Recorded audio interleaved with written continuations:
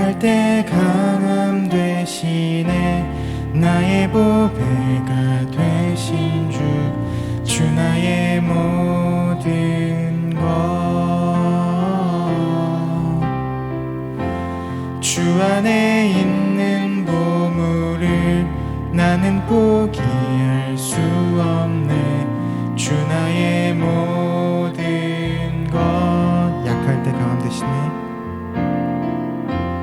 약할 때 강함 되시네. 나의 보배가 되신 주 나의 모든 것.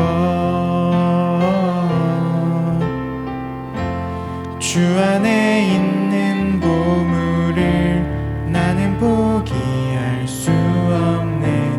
주 나의 모든 것. 예수 어린 양, 예수 어린 양, 존귀한 이름. 예수 어린 양, 존귀한 이름. 십자가 주 사셨네. 십자가 죄사하셨네. 주님의 이름 찬양해.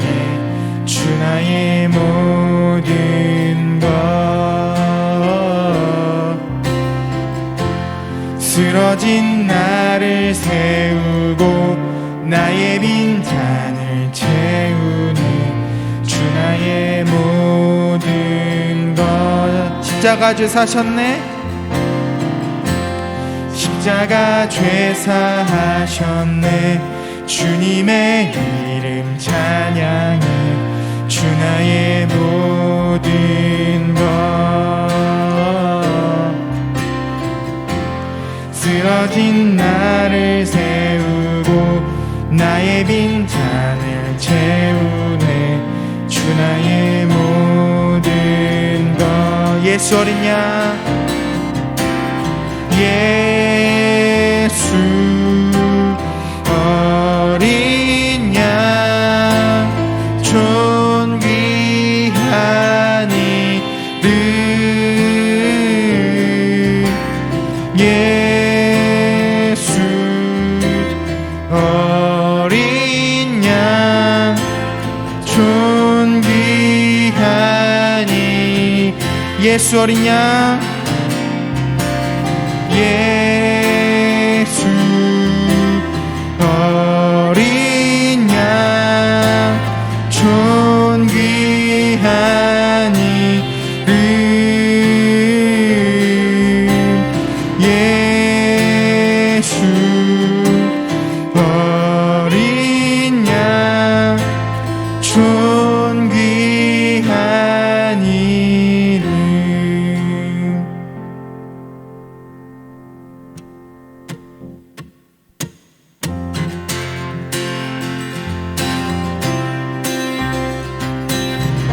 우리 함께 주님의 사랑을 찬양합시다.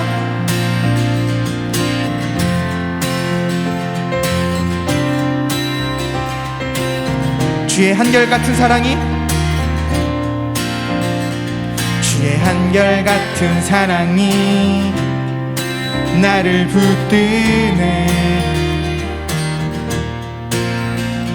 주의 포기 않는 사랑이 나를 이기네. 주의 조건 없는 사랑이 나를 흔들어. 주의 사랑 안에서 나는 안전해. 안전해. 나는 살아서 이제 주의 이름을 노래하리.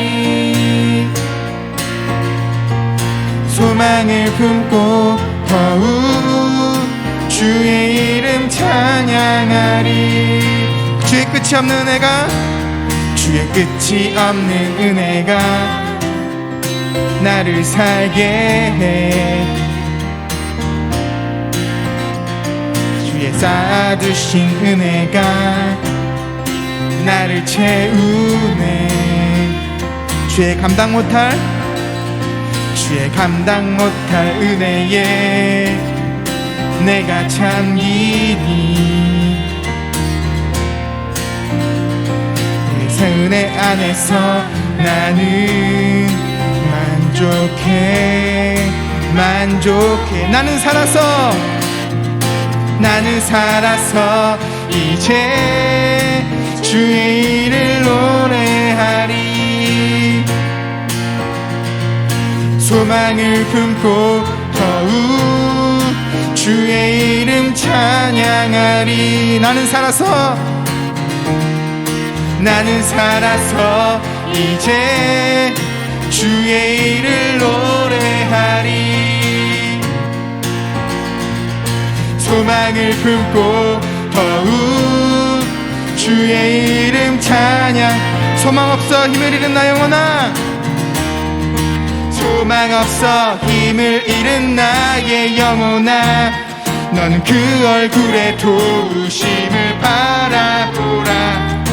독수리가 날개치며 날아오르듯 주를 바라보는 나의 영혼 지치. 나는 살아서 이제 주의 일을 노래하리. 소망을 품고 더욱 주의 이름 찬양하리. 나는 살아서 이제 주의 일을 노래하리. 소망을 품고 더욱 주의 이름 찬양하리.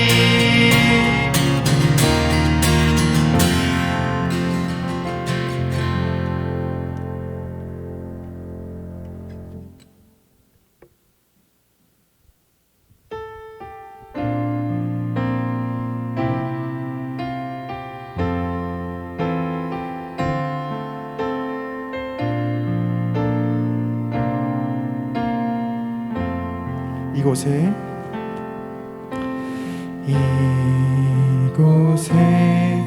생명샘 솟아나 눈물 골짝 지나갈 때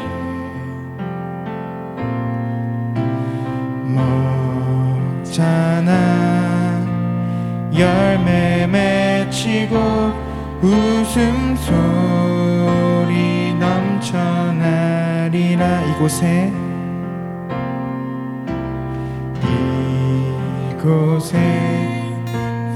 영샘 솟아나 눈물 골짝 지나갈 때에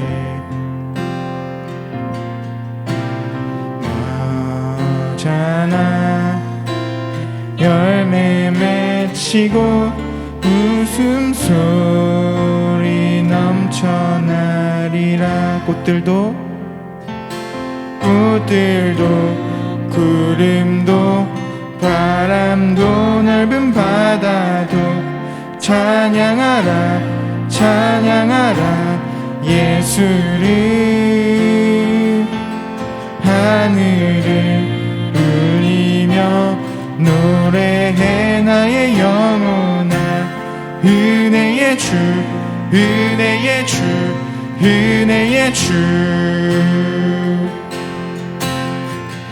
그날에 하늘이 열리고 그날에 하늘이 열리고 모든 이가 보게 되리라. 마침내 꽃들이 피고 영광의 주가 오시리라. 꽃들도 구름도 바람도 넓은 바다도 찬양하라 예수를. 하늘을 울리며 노래해 나의 영혼아. 은혜의 주, 은혜의 주, 은혜의 주. 꽃들도 구름도 바람도 넓은 바다도 찬양하라 찬양하라 예수를. 하늘을 울리며 노래해 나의 영혼아. 은혜의 주, 은혜의 주, 은혜. 한 번 더. 꽃들도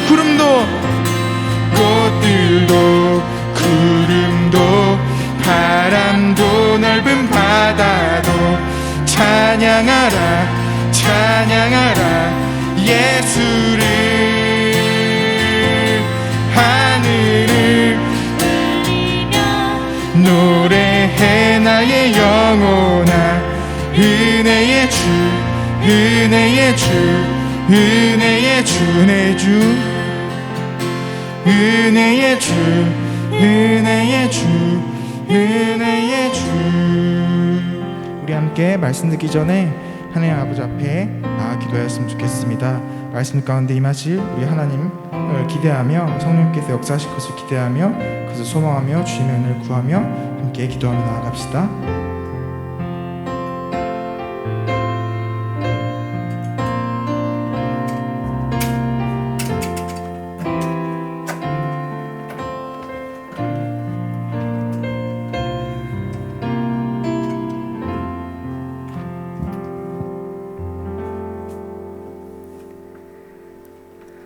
하나님 아버지, 우리에게 사랑하는 사람의 얼굴을 볼 수 있는 눈을 주셔서 감사합니다. 동역자의 이야기를 들을 수 있는 귀를 주셔서 감사합니다. 우는 친구를 안을 수 있는 손을 주셔서 감사합니다. 이웃을 위해 달려가는 발을 주셔서 감사합니다. 우리가 다 하나님의 아들을 믿는 것과 아는 일에 하나가 되어 온전한 사람을 이루어 그리스도의 장성한 분량이 충만한 데까지 이르리니 하는 말씀처럼 바울 공동체가 각자의 자리에서 이웃과 가족, 친구를 위해 하나님의 사람으로 장성한 공동체가 되게 해주세요. 감사드리며 예수님 이름으로 기도드렸습니다. 아멘.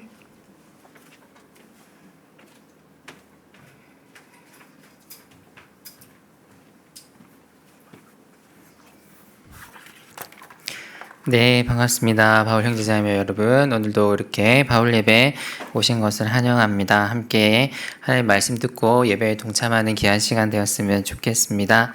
네, 오늘 함께 하나님 말씀 또 보겠습니다. 오늘 요한복음이고요. 요한복음 9장 35절에서 41절까지의 말씀 함께 보시겠습니다. 요한복음 9장 35절에서 41절까지의 말씀입니다. 네, 한 절씩 교독하시고 마지막 41절 함께 읽겠습니다. 제가 35절 먼저 읽습니다. 예수께서 그들이 그 사람을 쫓아냈다 하는 말을 들으셨더니 그를 만나사 이르시되 내가 인자를 믿느냐? 대답하여 이르되 주여 그가 누구시오니까 내가 믿고자 하나이다. 예수께서 이르시되 내가 그를 보았거니와 지금 너와 말하는 자가 그이니라. 이르되 주여 내가 믿나이다 하고 절하는지라. 예수께서 이르시되 내가 심판하러 이 세상에 왔으니 보지 못하는 자들은 보게 하고 보는 자들은 맹인이 되게 하려 함이라 하시니 바리새인 중에 예수와 함께 있던 자들이 듣고 이르되 우리도 맹인인가. 같이 읽겠습니다. 예수께서 이르시되 너희가 맹인이 되었더라면 죄가 없으려니와 본다고 하니 너희 죄가 그대로 있느니라. 아멘. 네, 오늘 우리는 요한복음 9장의 마지막 이야기를 살펴보려고 합니다. 요한복음 9장 전체는 한 날 때부터 보지 못했던 한 시각장애인의 그러한 이야기를 담고 있는 것이 바로 요한복음 9장이고, 제가 지난번에 한번 말씀드렸던 것 같은데 단일 사람의 이야기로는 아마 복음서에서 가장 긴 그런 이야기이지 않을까 싶습니다. 한 사람이 이렇게 많은 분량을 가지고 이렇게 등장하는 것이 복음서를 보다가 보면은 되게 드문데, 오늘 이 이야기에 등장하는 이 시각장애인은 분량이 대단히 많습니다. 한 사람의 이야기치고는 대단히 분량이 많기 때문에 사도 요한이 이 이야기를 매우 중요하게 여겼다라는 것을 알 수가 있고, 그리고 보시면 아시겠지만 요한복음이 이제 21장까지 있는데 그 중에 가장 그 중심부 쪽에 위치한 이야기 중에 하나가 바로 요한복음 9장의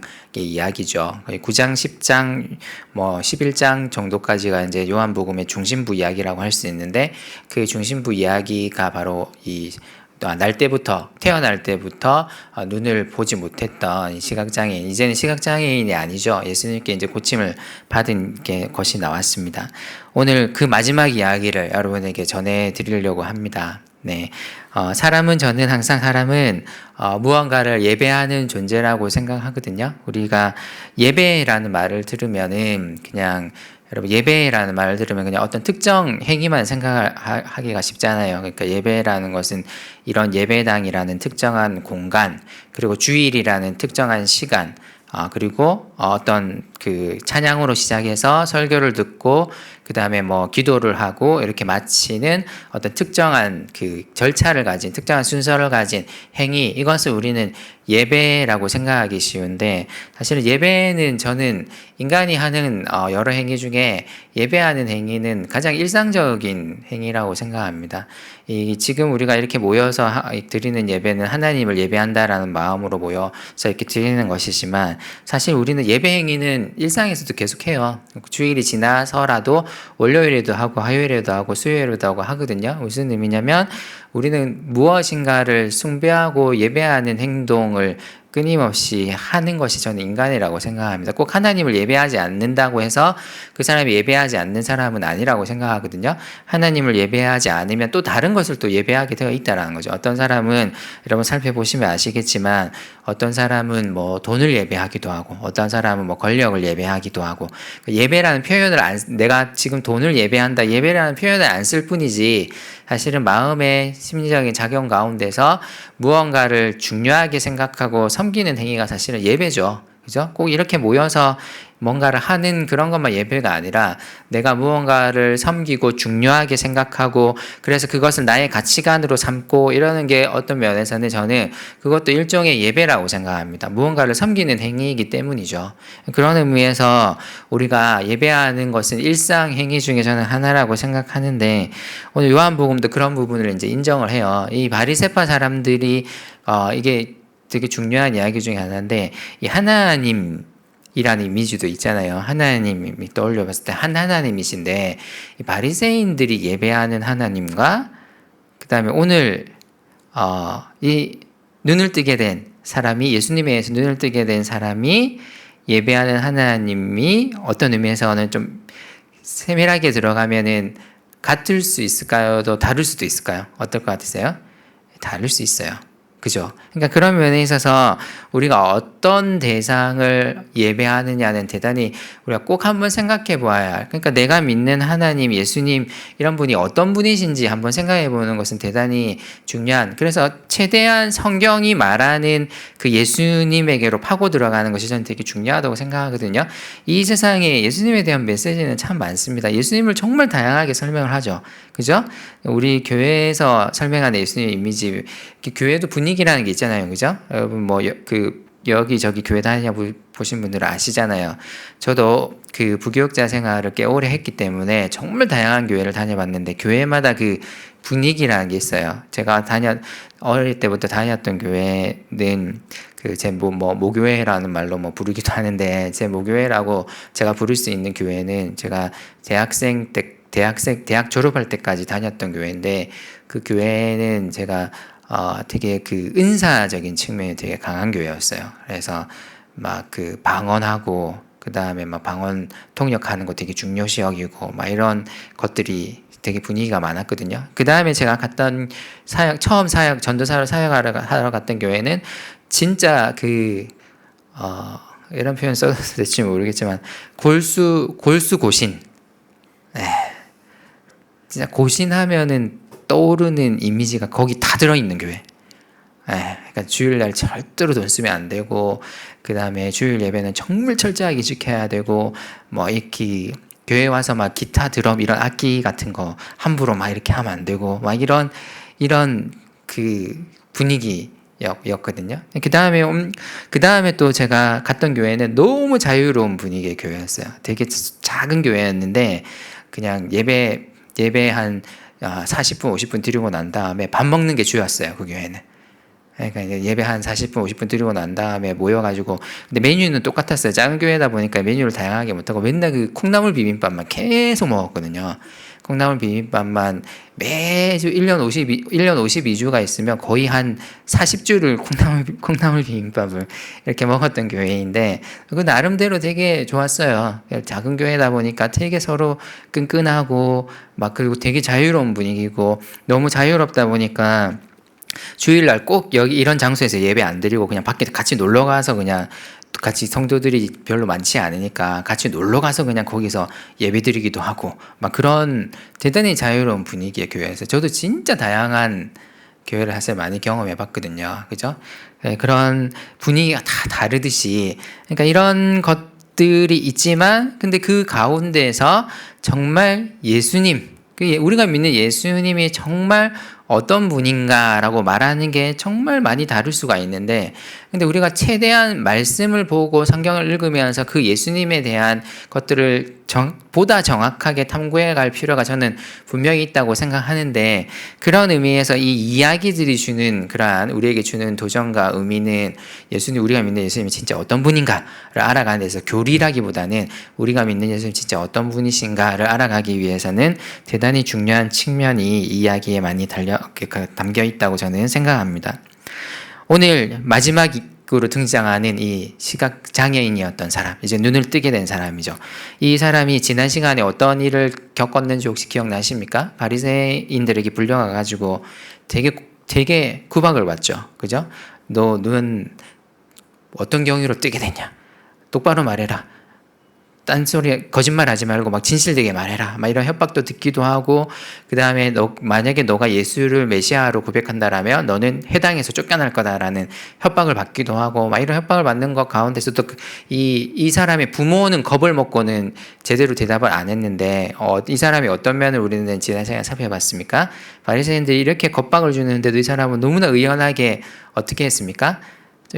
자기가 눈뜨게 된 것을 당연하게 생각하고 예수에 대한 그 경외감과 그래서 내가 예수의 제자가 되려고 한다라는 것을 스스럼 없이 드러내는 장면을 우리는 오늘 지난 시간에 한번 살펴보았습니다.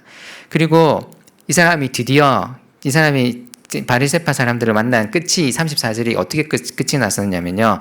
34절을 보면 바리새파 사람들이 이 사람이 하도 의연하게 막 무릎 꿇지 않고 꿀리지 않고 대답하니까 이제 화가 치밀어 올라가지고 왜냐하면 이렇게 자기들이 만들어 놓은 체제에 겁을 안 먹고 이렇게 담대하게 대답한 사람이 몇 사람 없거든요. 근데 이 사람이 너무 그렇게 하는 거 보고는 화가 치밀어 올라가지고 34절에 보면 어떻게 하냐면 너 같은 죄인이 감히 우리를 가르치려고 그래? 하고는 그들이 공언한 대로 어디서 쫓아내버렸습니까?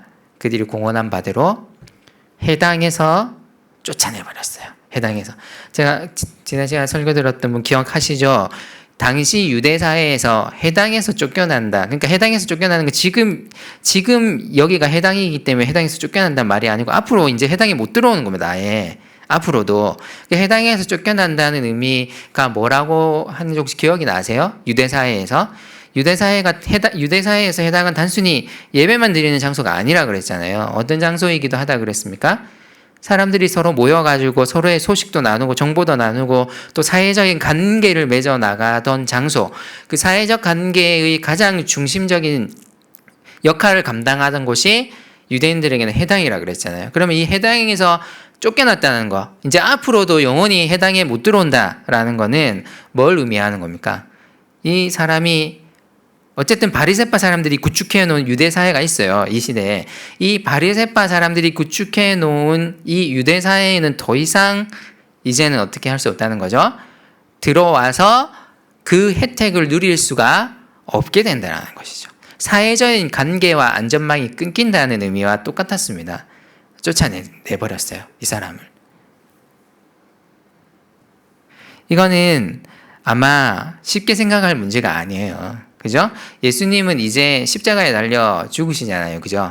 근데 이 사람은 앞으로 어떻게 됩니까? 예수님 십자가에 달려 죽으시고 이제 승천하셔서 이렇게 가시지만 이 사람의 삶은 앞으로 어떻게 됩니까? 이제 더 이상 유대인 해당에 어떻게 된다고요?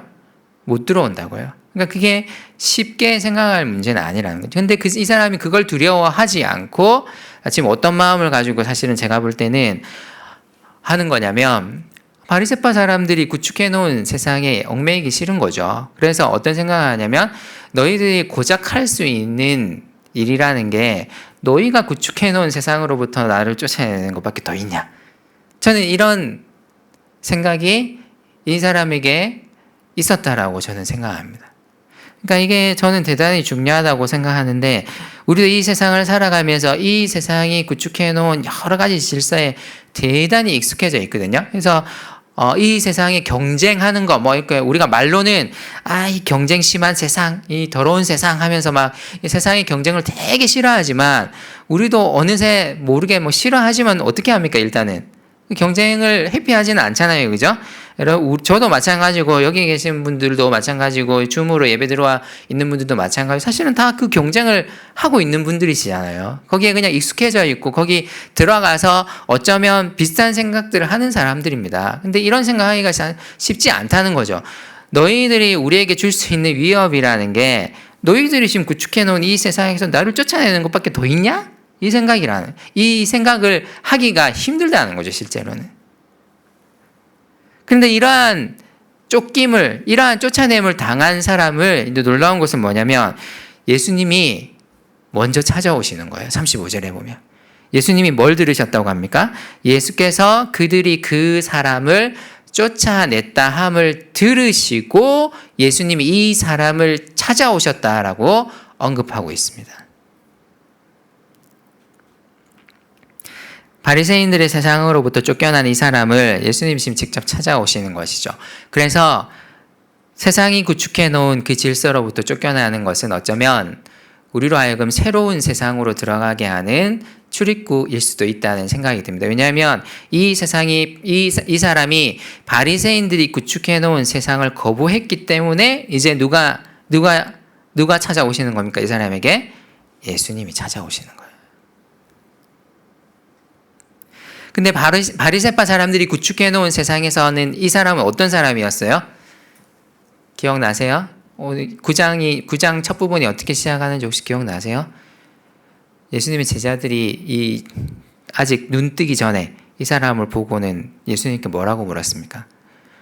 이 사람이 이렇게 눈이 안 보이게 된 것이 이 사람의 죄 때문입니까? 아니면 이 사람의 부모의 죄 때문입니까? 물었잖아요. 그 말은 바리새인들이 구축해 놓은 세상에서 이 사람은 무슨 사람이라는 거예요? 이 사람의 신분이 뭐라는 거예요? 죄인인 거죠, 죄인. 그런데 예수님의 세상으로 옮겨옴으로써 이 사람은 죄인이 아니라 뭐가 되는 거예요? 의인이 되는 거예요.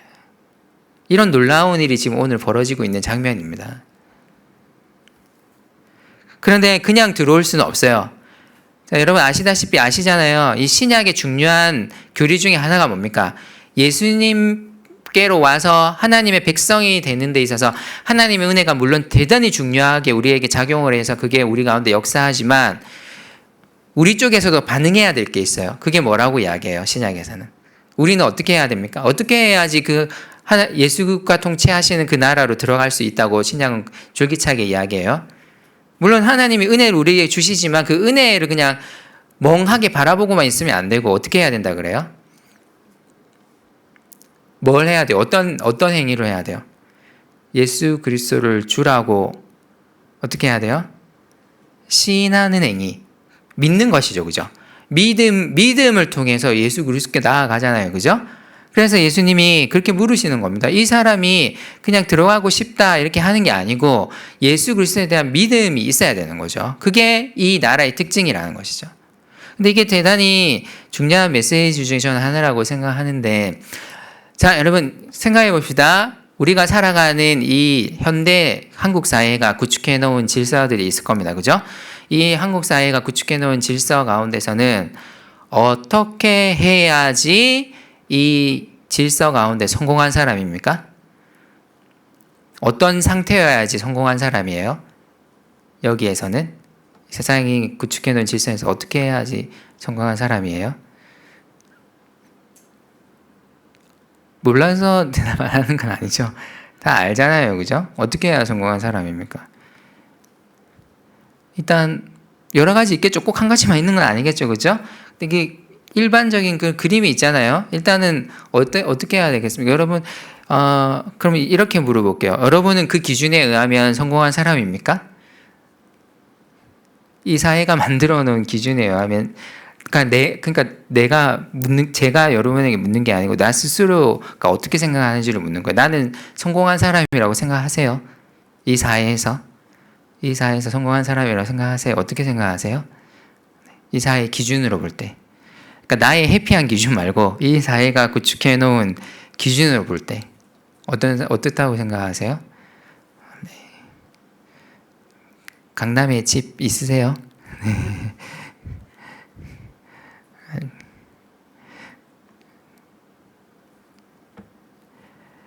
이런 기준이 있잖아요. 어느 집단에든 기준이 있어요, 그죠? 기준이 있어요. 근데 여러분 생각해 보세요. 어떤 기준이 좀 더 수월하고 쉬울 것 같아요. 하나님의 나라는 예수 그리스도를 믿는 믿음을 그 기준으로 제시합니다. 딴 거 필요 없어요. 스펙도 필요 없고 돈도 필요 없고 무슨 학력 이런 거 필요 없어요. 예수님이 통치하시는 나라에는 예수 그리스도가 우리를 위해서 십자가에 달려 죽으셨다는 메시지가 일단 있고 그것을 우리의 메시지로 받아들이는 믿음이 요구됩니다. 믿음이.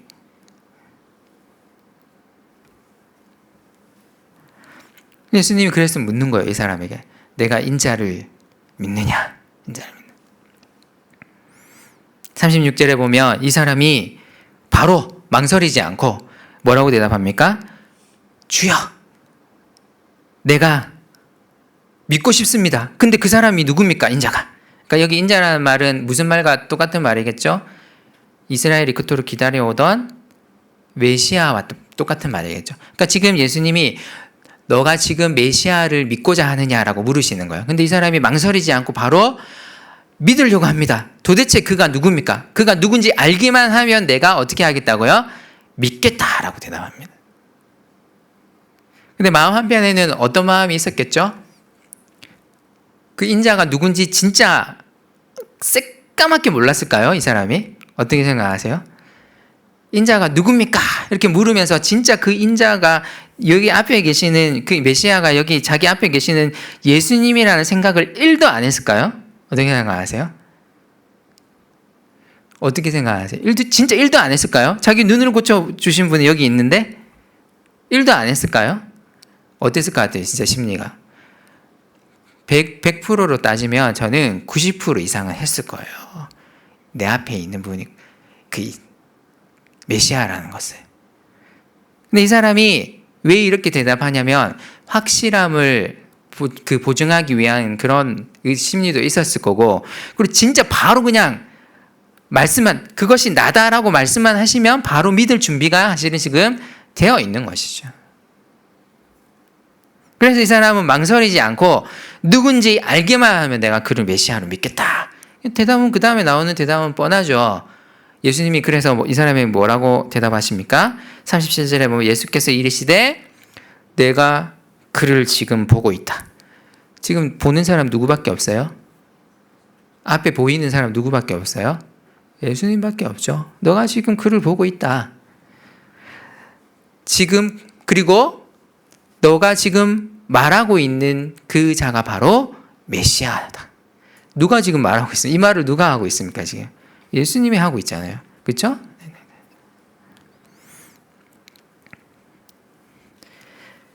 여러분 예수님 진짜 좀 대담하신 것 같지 않으세요? 이런 대답 막 그냥 막 할 수 있는 나야 나 이렇게 하는 거잖아요. 그죠? 누굽니까?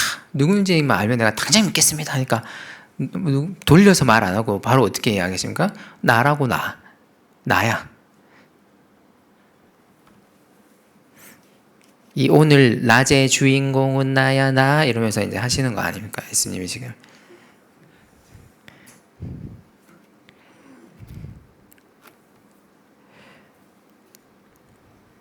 그리고 놀라운 선언 중에 하나는 너가 지금 보았다. 너가 보았다. 근데 이 사람이 원래는 어떤 사람이었습니까? 눈이 안 보이는 사람이었어요. 원래는. 그죠? 날 때부터. 근데 이제 본다. 이거는 지금 이제 눈을 떴다라는 의미라기보다는 어떤 의미가 더 깊겠어요. 예수님의 이 말에는. 바리새인들을 겨냥하신 거예요. 바리새인들은 계속 예수님하고 토론하고 예수님이 자기 앞에서 막 일부러 막 예수님이 바리새인 앞에 가서 야 너희 메시아 기다리냐? 나야 나. 요한복음에 보면 예수님이 그 행동을 계속하세요. 메시아 기다리세요? 메시아 기다리세요? 이러면서 메시아 기다리냐고요? 이렇게 하면서 그게 난데 막 이러면서 하는데도 바리새파 사람들은 어떻게 합니까? 이분이 진짜 메시아라는 것을 전혀 보지를 못하는데, 그런데 바리새파 사람들의 세상에서 죄인으로 규정받은 이 사람은, 바리새인들이 구축해 놓은 세상에서 죄인으로 규정받은 이 사람이 누구로 알아보는 거야? 메시아를 알아보는 거예요. 바리새파 사람들은 그 누구보다도 메시아에 대한 연구를 많이 한 사람들이에요, 여러분. 당시에 이 예수님 당시에 메시아에 대한 사상이 엄청나게 팽배해 있었기 때문에 이 사람들이 가장 열심히 연구하는 분야가 메시아가 누구인가, 메시아가 어디서 오는가, 메시아가 오면 어떤 행동을 하는가, 이것을 가장 활발하게 연구했던 시절이 바로 이 1세기예요. 1세기.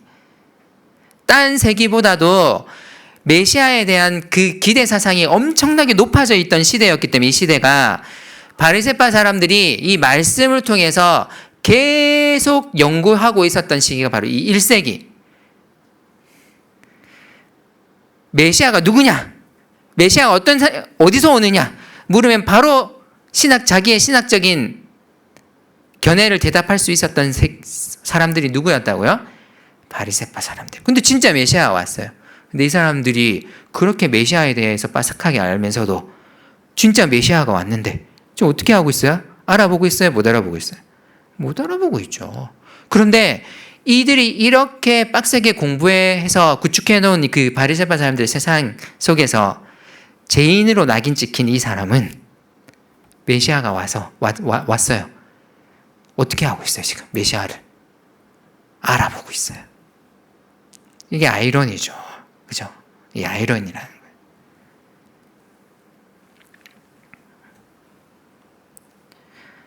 뭐 이런 이야기 되게 뻔한 이야기인데요. 여러분, 스펙, 돈, 학력, 학벌 이런 것들이 진짜 우리를 구원해 줄 거라고 생각하세요? 불만족의 연속입니다, 인생은. 그죠? 제가 늘 하는 이야기 있잖아요. 요즘 바울들이 한 1년 넘도록 결혼을 잘 안 하다가 최근 들어가지고 갑자기 막 한꺼번에 이렇게 한 커플씩 이렇게 결혼을 하고 있는데, 그죠?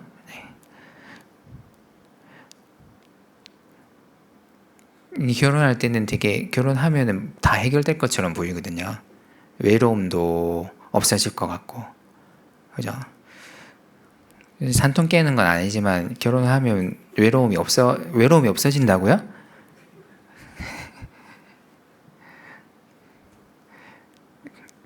내 말 기억날 거예요, 나중에.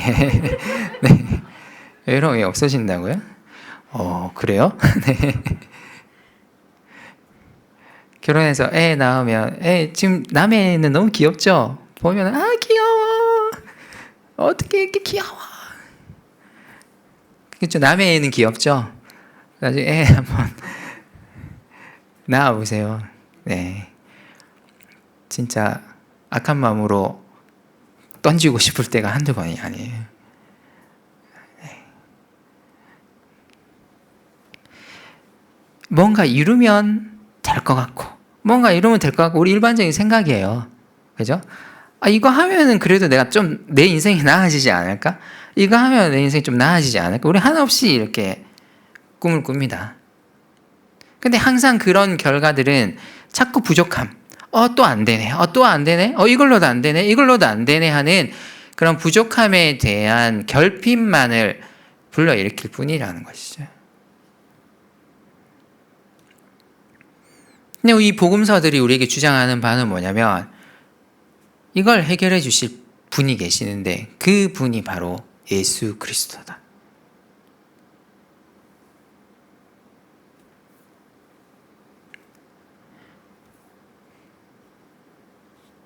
그게 나야 하고 예수님이 말씀하시는 것이죠. 그래서 이 사람이 38절에 보면 이 예수님의 말씀을 듣고는 곧바로 전혀 망설이지 않고 이미 90%는 예수님 메시아라고 생각하고 있었어요, 이미. 근데 자기가 생각하는 대로 그게 나야 라고 예수님이 말씀하시니까 곧바로 이 사람이 내가 당신이 메시아이심을 믿습니다 라고 말하고 이 사람이 어떤 행위를 하냐면 38절 끝부분에 보면 자, 내가 주여 내가 믿나이다 하고 그 다음에 어떻게 했다고요? 절했다고요. 유대인 사회에서 절한다라는 것은 우리 문화와 약간 다를 수 있는데 이 절을 한다라는 것은 대단한 경배, 예배의 표현이었거든요.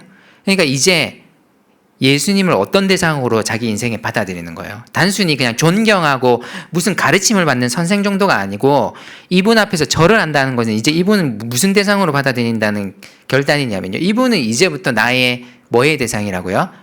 예배의 대상이라고요. 지금 이 절하는 행위는요. 예수님을 예배의 대상으로 받아들이는 겁니다. 이제 남은 인생 누구를 예배하면서 살아가겠다고요? 예수를 예배하면서 살아가겠다.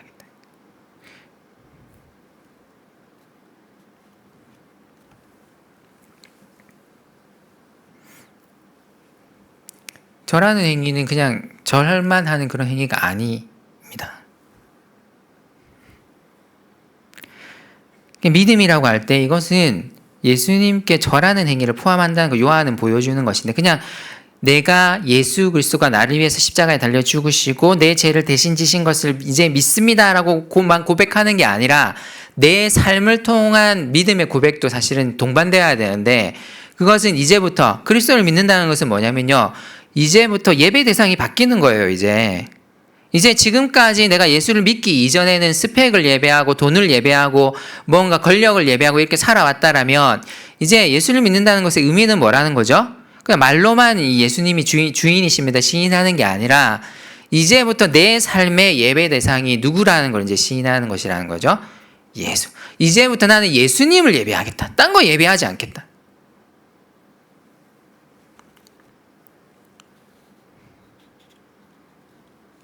초대교회 그리스도인들을 한번 생각해 보십시오, 여러분.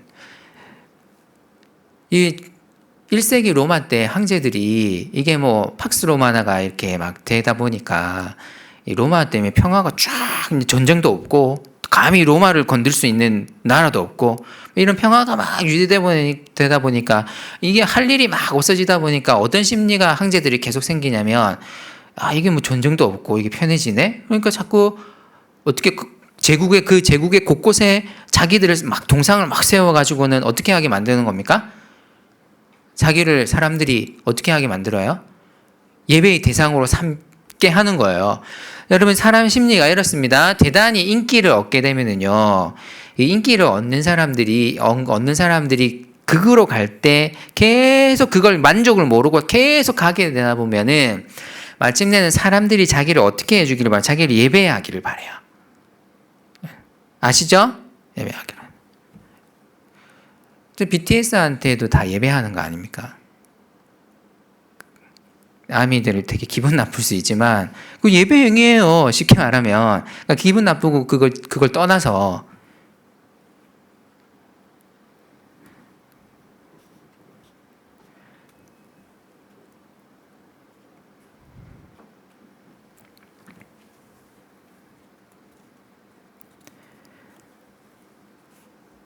근데 예수님을 믿는다는 것은요, 이제 우리가 오로지 예수님만을 예배한다라는 것을 의미하는 것이라는 거죠.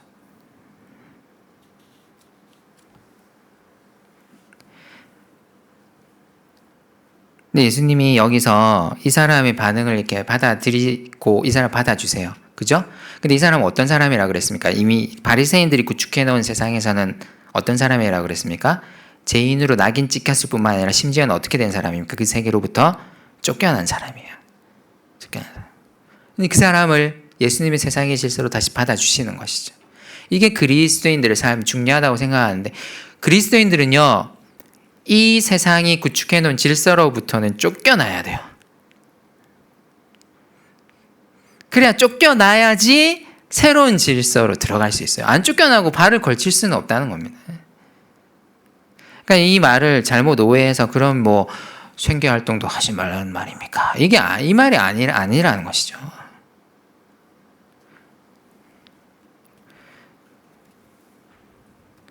그러니까 자유, 이 복음서에 나오는 많은 이미지 중에 이미지가 이제 출애굽 이미지거든요. 이스라엘 백성들이 자 이거 한번 노예 근성이라고 하는데 지금 광야에 나와가지고 이집트로부터 지금 도망 나와가지고 이제 이집트의 노예가 더 이상 아니에요. 근데도 자꾸 불평할 때마다 이 사람들이 어떻게 합니까? 그 이집트 노예 시절에 얼마나 힘들었습니까? 이 강제 노역에 동원돼가지고 이 사람들이 막 피라미드 쌓는데 막 동원돼가지고 막 모질게 막 노역하고, 그 다음에 모세 시절에 그 파라오는 더 심한 사람이어서 너희들이 좀 여유가 있으니까 지금 이런 엉뚱한 소리를 하네? 더 해! 이래가지고 엄청나게 벽돌 굽고 막 이런 일들이 출애굽기에 나오잖아요. 그죠? 근데 그 사람들이 그 너무나 힘든 노역 생활로부터 이제는 해방이 됐어요. 이집트에서 나왔잖아요. 해방됐잖아요. 그런데 물이 없으니까 어떻게 외칩니까? 이 사람들이. 너무 놀라운 외침을 하죠. 어떻게 외칩니까? 차라리 어떨 때가 나았다고. 이집트에서 뭐 할 때가 나았다고. 차라리 노예할 때가 나았다고. 이게 너무 엄청난 말들을 막 쏟아내잖아요. 이 사람들이. 차라리 노예 때가 더 나았어.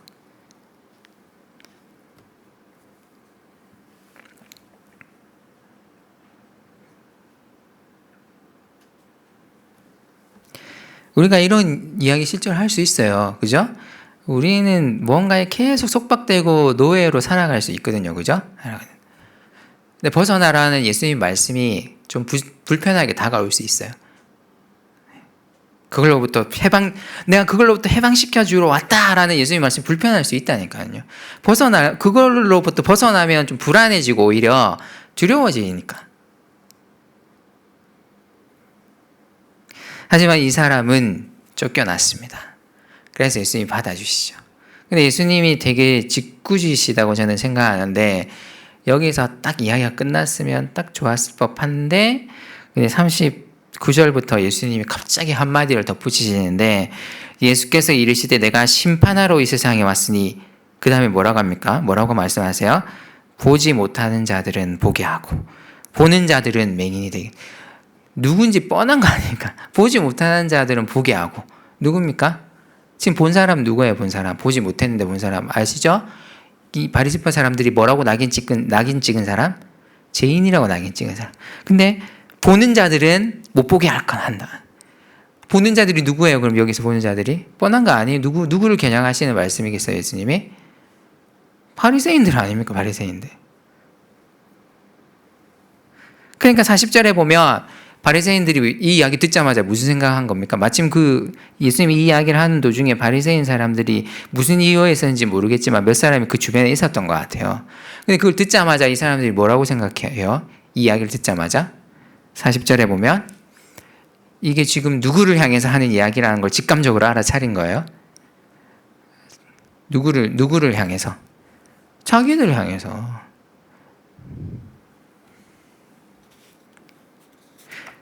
그리고 심판하러 왔다. 근데 이게 요한복음 전체 맥락하고는 좀 다른 메시지거든요.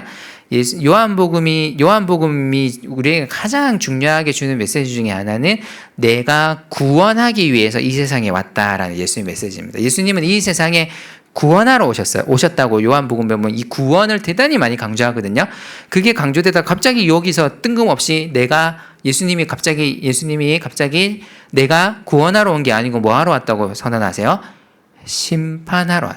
그럼 이거는 지금 여러분 생각해 보세요. 예수님은 요한복음 다른 곳에서는 거의 대부분이 내가 구원하러 이 세상에 왔다는 게 예수님 주요 메시지예요. 그런데 여기서 특이하게 심판하러 왔다라고 하는데 이 메시지는 그러면 이 눈뜨게 된 사람을 겨냥해서 하신 말씀일까요? 아니면 요 눈뜬 사람 주변에서 이 이야기를 엿듣고 있는 바리새인들을 향해서 하신 말씀일까요? 내가 심판하러 왔다라고 하신 말씀. 누구를 겨냥해서 한 말씀인 것 같으세요? 바리새인들이죠. 바리새인들 당시에 제가 아까 말했잖아요. 바리새인들이 메시아에 대한 연구가 되게 활발할 때가 1세기라 그랬잖아요. 바리새인들이 해놓은 연구 가운데 가장 주류적인 연구가 메시아가 이 세상에 와서 하실 일에 대한 주류적인 연구와 관련된 구절이 다니엘서 7장 13절에서 14절인데 거기 보면 인자라는 표현이 정확하게 나오고요. 인자가 이 세상에 오는데 그 다니엘서 7장 13절 14절을 보면 그 내용을 보면 거기서 명확하게 나오지는 않는데 그 구절을 당시에 이 바리새인들이 어떻게 해석했냐면 그 메시아가 와서 이 세상에 와서 하시는 가장 주된 일이 뭐냐면 하나님의 백성이 아니고 할례를 받지 않은 이방인 민족들을, 이방 모든 민족들을 어떻게 하시는 것? 이방 모든 민족들을 어떻게 하는 것? 이방 민족들 심판하겠어요? 구원하겠어요? 간단하게 생각해 보세요. 이 사람들의 입장에서는 할례 안 받은 이방 민족을 메시아가 오면 구원을 하겠어요? 심판을 하겠어요? 할례 안 받은 이방 민족들 어떻게 할 것 같아요? 심판이죠. 그러니까 당시 메시아가 이 세상에 오셔서 하는 가장 중요한 일을 뭐라고 생각했냐, 바리새인들이 하나님을 모르는, 그리고 할례와 율법을 모르는 이방 민족들을 싸그리 다 어떻게 해버리시는 것? 심판해버리시는 것이 메시아가 하는 일이라 생각했다니까요. 그러니까 이 말은 거꾸로 말하면 무슨 말입니까? 할례를 받고 율법을 아는 자기들은 뭐의 대상이 아니라는 거예요. 심판의 대상이 아니라는 거예요. 예수님이 이걸 팍 뒤집어 버리는 거예요. 내가 심판하러 이 땅에 왔다라는 것은 무슨 말입니까? 자기들은 심판의 대상이 아니라고 생각하는 이 바리새인들을 지금 뭘로 만들어 버리시는 거예요, 예수님이? 심판의 대상으로 만들어 버리세요.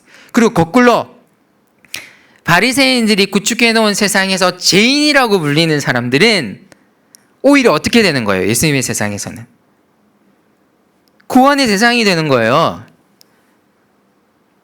바리새인들이 구축해 놓은 그 질서가 있을 거잖아요, 그죠? 그 질서를 가진 세상에서는 죄인으로 낙인 찍힌 사람들이 예수님의 세상에서는 구원의 대상이 된다니까요. 그런데 그들의 구축해 놓은 세상에서 심판의 대상이 아닌 자기들은, 바리새인들은 예수님의 세상에서는 오히려 뭐가 되는 거예요? 심판의 대상이 되는 거예요.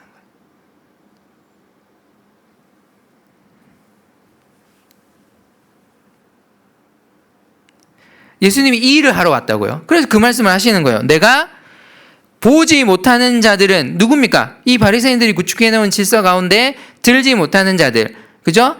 이 사회에서 의인이 아닌 자들, 죄인인 자들은 내가 보게 만들기 위해서 왔고, 하지만 자기가 심판의 대상이 아니라고 교만하게 자기들이 만들어 놓은 그 질서를 가지고 사람들을 함부로 규정짓고 함부로 그 사람들을 판단하는 이 바리새인들은 오히려 심판의 대상이 되게 만드시기 위해서.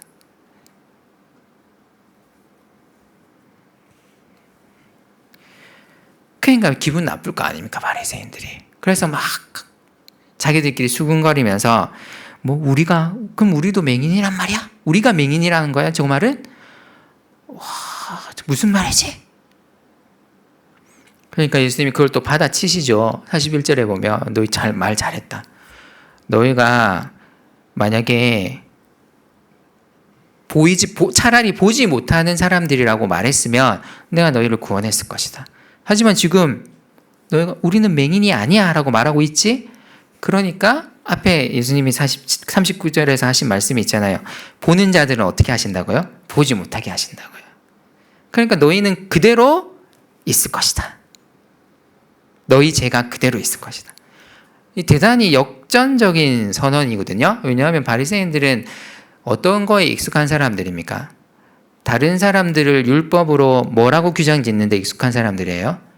죄인이라고 규정짓는 데 익숙한 사람들이죠. 자기들은 죄인이라는 규정을 받는 데는 익숙하지 않죠. 근데 지금 예수님이 41절에서 너희가 차라리 보지 못하는 자들이라고 했으면 내가 너희 눈을 뜨게 해줬을 텐데 너희가 본다고 하니 너희 죄가 그대로 아직 있다. 이 말은 무슨 말이냐면 오히려 지금 바리새인들을 향해서 예수님이 뭐라고 규정하시는 거예요. 예수님의 질서로 너희야말로 죄인이다.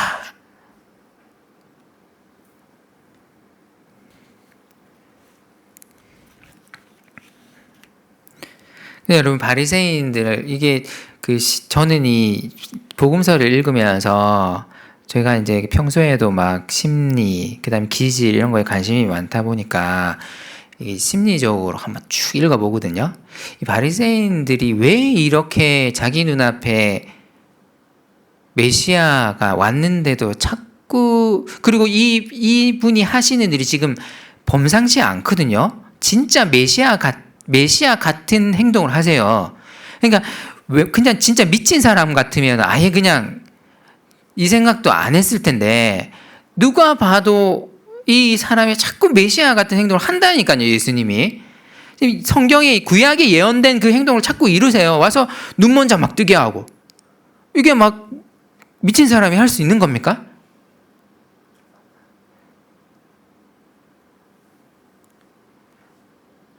걷지 못하는 사람 막 걷게 만들고 그 다음에 대단히 성경을 잘 아는 메시지를 가르치시고 엉뚱한 메시지가 아니에요. 지금 여러분 아시다시피 이단처럼 막 구원 신천지처럼 구원받는 사람 14만 4천 명밖에 없다느니 막 무슨 교주가 있는데 이 교주만을 섬겨야 된다느니 이런 쓸데없는 이야기 예수님 전혀 안 하세요. 진짜 성경에 있는 이야기들 바리새파 사람들이 들어도 이거는 제대로 된 이야기예요. 근데 그런 이야기 막 하세요. 그런데 왜 이 사람들은 예수님을 메시아로 못 받아들일까요? 왜 못 받아들일까요? 왜 못 받아들일 것 같으세요? 이런 너무 눈으로 보면 너무 증거들이 많은데 왜 그럴 것 같으세요? 요한은 한 가지로 되게 단순하게 설명해요. 사도 요한은 지금 이 사람들이 뭐에 지금 빡 꽂혀가지고 예수님을 더 이상 여기 한 발짝도 못 나가고 오히려 더 어둠 속으로 들어가서 자기 빗장문을 빡 걸어 잠그고는 예수님께 안 나가느냐 뭐 때문이에요? 이게 무슨 사건으로부터 지금 자꾸 이게 출발하는지 아세요? 이게 오늘 요한복음 이 9장 이야기도 예수님이 이 사람의 눈을 고쳐준 날이 언제였다고요? 안식일 날. 뭘 위반한 거예요, 예수님이? 안식일 규정을 위반했고, 제가 지난 시간에도 말씀드렸잖아요. 이 안식일 규정은 당시 유대 사회를 유지하게끔 만들어주는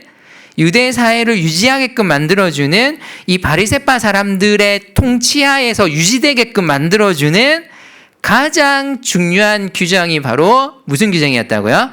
안식일 규정. 근데 이분이 딴 건 모르겠는데, 딴 건 너무 메시아같이 행동하시는데 자꾸 뭘 건드시는 거예요?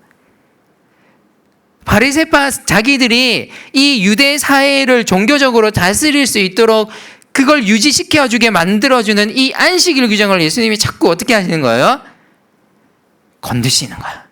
그러니까 이 사람들의 심리 안에서 뭐가 지금 작용하는 거예요? 그러니까 뭔가 하나의 그런 거 여러분 이거 어떻게 설명해야 되죠? 어떤 분들 막 그거 강단에 올라와서 그런 말씀하는 거 들어보셨죠? 기독교는 이게 무너지면 끝입니다. 이야기 들어보셨어요? 이런 거? 기독교는 이게 무너지면 끝입니다. 근데 듣다 보면 이야기하는 분마다 각자 달라요. 어떤 분은 막 동성애에 대한 그 기준이 무너지면 끝입니다 하고 막 이렇게 외치는 분이 있고, 어떤 분은 주일 성수가 무너지면 기독교는 끝입니다 이렇게 하는 분도 있고, 그죠? 그러니까 다른 문제는 민감하고 제가 이런 거 유튜브에 올라가면은 제가 이제 대단히 공경을 당할 수 있기 때문에 좀 쉬운 걸로 한번 해보죠. 주일 성수로 한번 해봅시다. 주일 성수. 딴 거는 제가 안 건드리겠습니다. 주일 성수를 어기면 끝입니다 이렇게 외치는 분이 있다고 생각하면서 기독교가 끝이래요. 주일 성수를 어기면.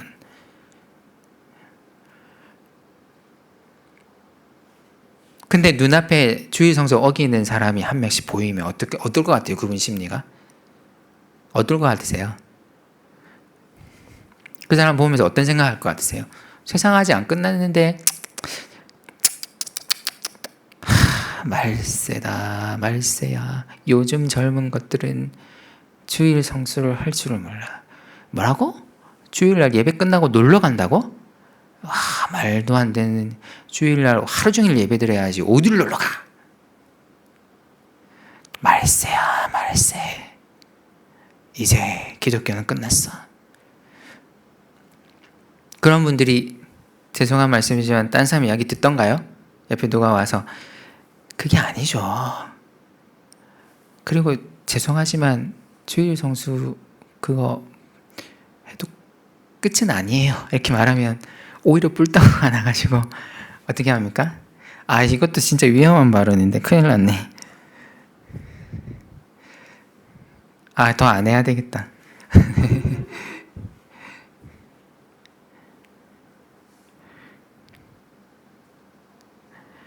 이 사람 심리가요, 뭐 하나에 팍.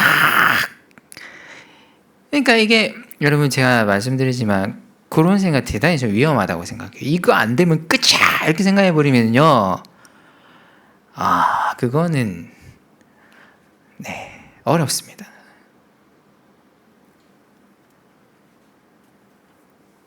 그러니까 지금 계속 어둠 속으로 숨어들어. 오히려 이 어둠 속에 그들이 규정하면서 어둠 속에 있고 죄인이라고 생각하는 사람은 자꾸 빛으로 지금 나오는데, 그죠? 이들은 지금 오히려 자꾸 어둠 속으로 들어가서 빗장문을 걸어 잠그고 있잖아요. 계속 걸어 잠그잖아요. 이게 아이러니인 거예요. 근데 이들이 죄인이라고 규정했더니 눈뜨게 된 사람은 지금 점점 빛으로 나오고 있어요. 이제 어둠에서 나오고 있어요. 지금 어둠에서 벗어나서 나오고 있다니까요 지금. 근데 바리새인들은 지금 자꾸 다시 어둠으로, 계속 더 깊은 어둠으로 계속 파고 들어가고 있어요. 이 되게 아이러니하죠. 근데 이 바리새인들이 어떤 사람들이라고요?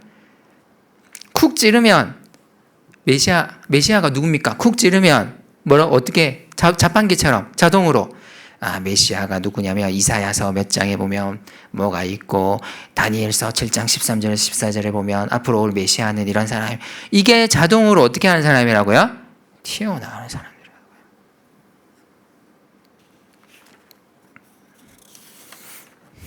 아, 큰일 났네. 유튜브 올리지 말라고 해야 되나? 갑자기 걱정이 막 밀려오기 시작하는데,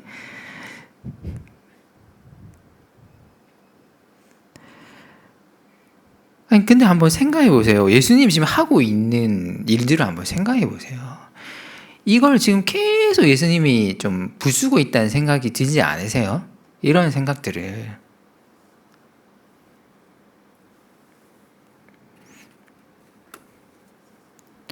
하나님 나라는 이런 역전이 일어나는 곳입니다. 그래서 우리가 함부로 교만하게 누구랑 해서 함부로 이거 안 하면 끝이라느니, 그 다음에 막 죄인이라느니 이렇게 규정 지어서는 안 되는 이유가 저는 여기 있다고 생각합니다.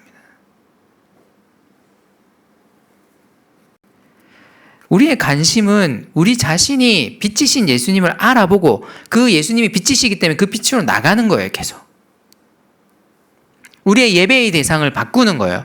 자꾸 어둠 속으로 파고들면 안 돼요. 바리새인들처럼. 바리새인들은 율법이 예배의 대상이었어요. 제가 볼 때는. 그래서 그 하나님이라기보다는 율법이었어요. 그래서 그들은 하나님을 예배한다기보다는 율법을 예배했다니까요. 근데 우리도 그럴 수 있어요. 자꾸 빛이신 예수님께로 나오라는데 아직 우리 생각을 깨지 못하고 자꾸 돈을 예배할 수 있고 무언가 다른 것을 예배할 수 있다니까요. 그러면 우리와 바리새인들이 다른 점이 뭐냐는 거죠. 바리새인들 함부로 욕할 권리가 우리에게 없다는 것이죠. 이런 의미에서 저는 오늘 이 말씀을 통해서 나는 진짜 누구를 예배하는가를 곰곰이 생각해 볼 필요가 저는 있다고 생각합니다. 바리새인들은 율법을 예배했어요. 하나님을 예배한 게 아니고 율법을 예배했다니까요.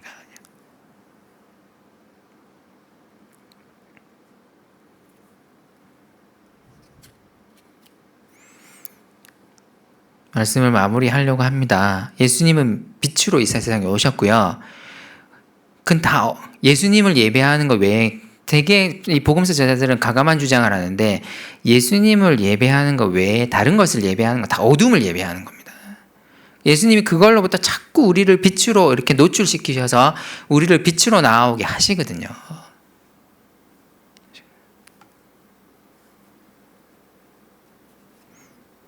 그리고 예수님이 통치하시는 세상은 그 어둠의 세상이 죄인이라고 규정된 사람들이 오히려 구원을 얻는 세상입니다. 그들이 오히려 눈을 뜨게 됩니다. 하지만 그들의 세계관에 갇혀서 어둠 속으로 자꾸 파고드는 자들은 오히려 보지 못하게 될 것입니다.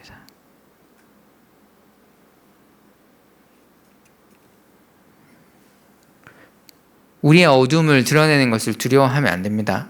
되게 은폐하고 그 다음에 숨기고 이런 것이 되게 우리에게 익숙해진 게 사실인데요. 그죠? 은폐하고 숨기는 것에 자꾸 머무르면 안 되고 빛이신 그분 앞에 우리를 자꾸 드러낼 때 그게 오히려 그분께 나아가는 방법이라는 거예요. 나의 욕망을 자꾸 드러내야 돼요. 예수님 앞에서. 내가 가진 욕심을 은폐하고 나 그런 욕심 없어요 하고 은폐하고 숨길 것이 아니고 드러내야 돼요. 예수님 앞에서.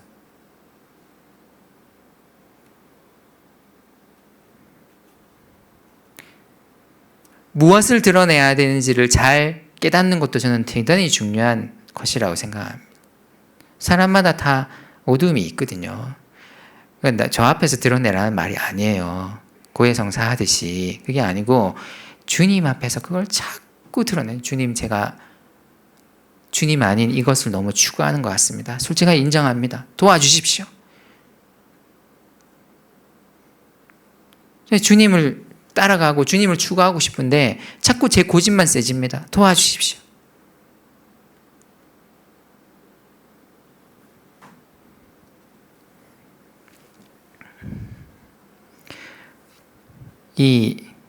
제가 지난 시간에도 말씀드렸지만 요한복음 9장을 여러분 다시 한번 읽어보십시오. 예수님이 하시는 일이 진짜 놀라운 일이에요. 지금 제가 다시 한번 마지막으로 말씀드리지만 이 바리새인들이 다 유대사회에 구축해 놓은 이 질서는요, 진짜 견고하고 진짜 단단해서 이거를 도무지 그 어떤 사람도 깰 생각을 못하고 있는 이 시대에 우리 예수님께서 오셔서 어디에 지금 균열을 자꾸 펀치를 날리시냐면 이 바리새인들이 구축해 놓은 이 세계에 펀치를 자꾸 날리면서 여기에 균열을 가하시는 것이. 그럼 오늘날 우리에게 오셔서도 만약에 하실 일이 뭐겠어요? 오늘날 이 세상의 질서가 너무 강하게 팍 구축해 놓은 이 질서 안으로 한중간으로 예수님이 들어오셔서 예수님이 하시는 일이 뭐겠어요? 그러면 똑같이 여기에다가 계속 펀치를 먹이셔서 이거의 균열을 일으키려고 하시는. 그리고 우리를 그리스도인으로 부르신 것 자체도 그냥 우리가 여기 와서 그냥 주일날 와서 주님 이러면서 기도하는 거 절대로 비하하는 거 아닙니다. 오해하지 마십시오. 기도하고 이런 예배 행위를 하고 이런 거에 그 무슨 종교 활동을 하라고 우리를 부르신 게 아니라는 것이죠. 그 중요한 의미는 진짜 우리가 생각할 때도 이게 안 깨질 것 같아요. 이 세상이. 그럼에도 불구하고 그리스도인들이 계속 해야 할 일은 뭡니까? 이 예수님의 길을 따라가면서 어떻게 하는 거예요? 이 세상에 우리 자꾸 펀치를 먹여야 돼요. 그래서 균열을 가해야 돼요. 보여줘야 돼요. 저는 그것이라고 생각하거든요. 그래서 오늘 말씀을 곰곰이 잘 생각하시면서 제가 대단히 위험한 메시지를 오늘 전한 것 같은데요. 그래서 어쨌든 알아서 잘 들으시고 오늘 이 요한복음 9장을 다시 한번 묵상해 보셨으면 좋겠습니다. 우리 주님이 진짜 생각해 보십시오. 우리 예수님이 복음서 곰곰이 보면서 정말 무슨 일을 하시는지, 어떤 일을 하시는지 곰곰이 한번 다시 떠올려 보시면서 우리 이 시간 함께 한번 기도했으면 좋겠습니다. 기도하시면서 이 세상은 참 은폐와 회피, 숨기는 게 진짜 많거든요. 웬만하면은 다 은폐하고 회피하고 숨기고 그런 세상 우리가 살아가고 있어요. 그죠? 그리고 먹고 사는 문제 때문에 누군가 은폐하는 걸 우리도 말리지 못합니다. 우리도 살아야 되기 때문에. 그래서 나도 모르게 사실은 어떤 면에서는 노예로서의 삶을 살아갈 때가 되게 많아요. 뭔가 얽매여 가지고 이렇게 어디 가서 이제 제대로 말도 잘 못하고, 그리고 나도 모르게 어느새 이 세상의 질서에 동화되어 가지고 살아가는 그런 일들이 저도 마찬가지지만 대단히 많지 않나 싶습니다. 하지만 예수님, 우리가 믿는 예수님 빛이시거든요. 예수님의 속성은요, 은폐하고 숨기는 게 아니고 드러내는 거예요. 예수님은 그걸 드러냅니다. 세상이 자기들이 잘못된 걸 모르고 그걸 자꾸 은폐할 때에 우리 주님의 복음은 그걸 드러냅니다. 그게 죄라는 걸 드러냅니다. 그게 죄라는 걸 드러내시고 잘못이라는 걸 드러내는 게 우리 주님이 통치하시는 곳의 질서라고 저는 생각합니다. 우리 시간 기도할 때에 이 주님을 다시 한번 묵상해 보았으면 좋겠습니다. 이 주님께서 오늘 우리에게 오셔서 우리의 어두움을 좀 드러내시기를, 그리고 우리가 이 세상을 닮지 않고 좀 주님을 닮을 수 있기를 기도합시다. 자꾸 은폐하고 우리의 죄를 숨기는 것이 아니라 우리의 욕망과 우리의 모든 어둠을 주님 앞에 오히려 드러내고, 그분이 구원하시려고 드러내라고 하시는 거거든요. 그분이 우리를 책망하기 위해서 하시는 게 아니고요. 우리를 용서하시고 구원하시기 위해서 그걸 하시는 겁니다. 우리가 그분 앞에 우리의 모든 것을 드러내는 삶을 살아갈 수 있도록 우리 시간 같이 기도했으면 좋겠습니다. 기도하시겠습니다. 아버지 하나님, 정말 우리 마을 청년들의 삶 가운데 주님 역사하여 주시고 함께하여 주셔서 하나님, 정말 주님의 은혜가 제 가운데 충만할 수 있도록 주님 역사하여 주시옵소서. 아버지 하나님, 정말 주님의 역사가 은혜가 제 가운데 충만하게 하여 주시옵소서. 하나님, 우리 눈을 뜨게 된 사람을 우리가 궁금해 잘 살펴보며 하나님 온전히 나아가기를 간절히 소원합니다. 주님 역사하여 주시고 주님 함께하여 주시옵소서. 아버지 하나님, 우리 은혜가 제 가운데 드러날 수 있도록 주님 도와주시옵소서. 우리가 정말 빛이신 예수님 앞에 우리를 드러내며 우리를 숨기지 않도록 주님 은혜 베풀어 주시고 주님 역사하여 주시옵소서. 아버지 하나님, 은혜 베풀어 주시옵소서. 하나님 역사가 내가 충만할 수 있도록 주님 도와주시고 주님 함께하여 주시옵소서.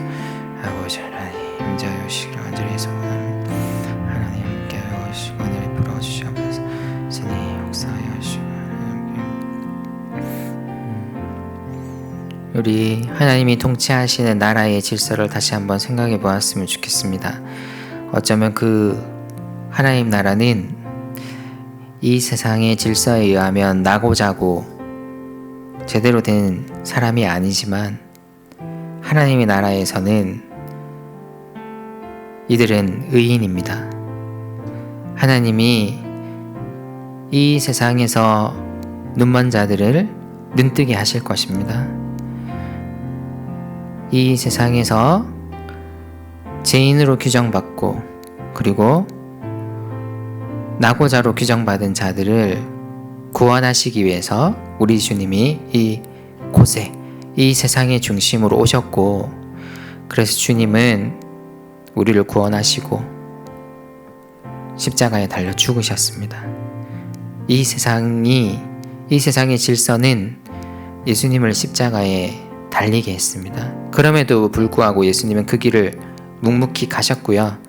우리를 위해 기꺼이 십자가에 달려 죽으셨습니다. 저는 그리스도인들이 좀 더 가감해야 한다고 생각합니다.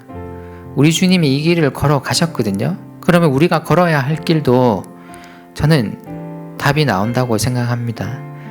우리 시간 기도할 때 곰곰이 한번 생각하시면서 그리스도의 십자가를 지고 그분의 뒤를 따른다는 삶이 뭘까?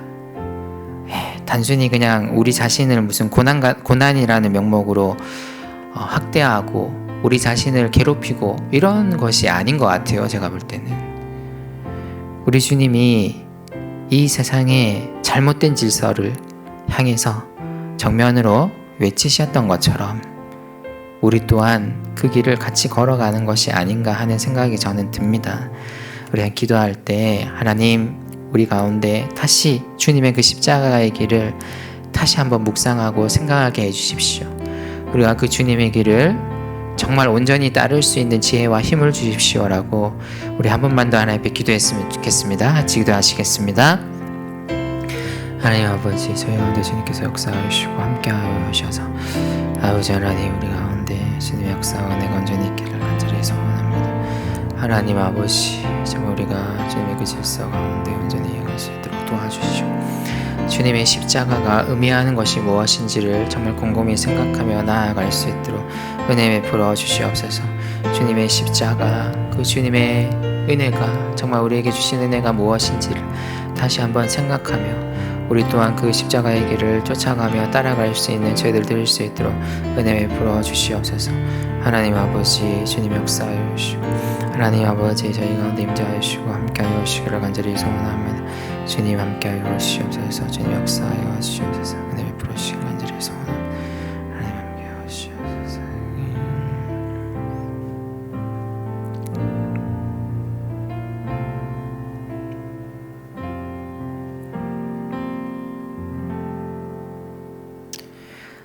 하나님 아버지, 우리는 한 놀라운 이야기를 몇 주 동안 살펴보았습니다. 날 때부터 보지 못했던 한 사람이 주님을 만나 눈을 뜨게 되고, 이 세상의 강력한 질서로부터의 위협을 받았지만 그것에 굴하지 않고 주님을 따랐던 이야기, 그리고 주님께서 이 사람을, 쫓겨난 사람을 찾아가셔서 만나셨던 이 이야기를 우리가 함께 살펴보았습니다. 하나님, 우리가 세상 어둠의 질서로부터 쫓겨나는 것을 두려워하지 않게 해주십시오. 오히려 그것으로부터 쫓겨나는 것이 하나님 나라로 들어가는 입구라는 것을 잘 생각할 수 있도록 은혜 베풀어 주시옵소서. 사랑하는 우리 형제 자매들이 인생을 살아가면서 애매할 때가 참 많습니다. 어떤 것이 하나님의 길을 따르는 길일지, 또 먹고 사는 문제와 관련되어, 생계의 문제와 관련되어 너무나 이런 것들을 판단하기 힘들고 또한 어려움을 당할 때가 많지만, 하나님, 우리 사랑하는 형제자매들에게 지혜를 주시고 함께 해주셔서 이들 가운데 용기를 주시고 힘을 주시기를 간절히 소원합니다. 조금이라도 더 하나님의 뜻을 분별할 수 있도록 은혜 베풀어 주시고, 하나님께 나아가 최대한 하나님의 진정한 복음을 알아갈 수 있는 또한 힘을 더하여 주시고 지혜를 주셔서 우리가 날이 갈수록 주님을 향한 믿음이 더욱더 깊어질 수 있도록 은혜 베풀어 주시옵소서. 예수께서 이 땅에 오셔서 하셨던 그 일을 우리가 정말 잘 묵상하고 잘 봄으로 말미암아 우리 또한 그 주님 걸어가신 그 십자가의 길을 같이 걸어갈 수 있는 저희들 되기를 간절히 소원합니다. 감사를 드렸고 예수 그리스도의 이름으로 기도드렸습니다. 아멘.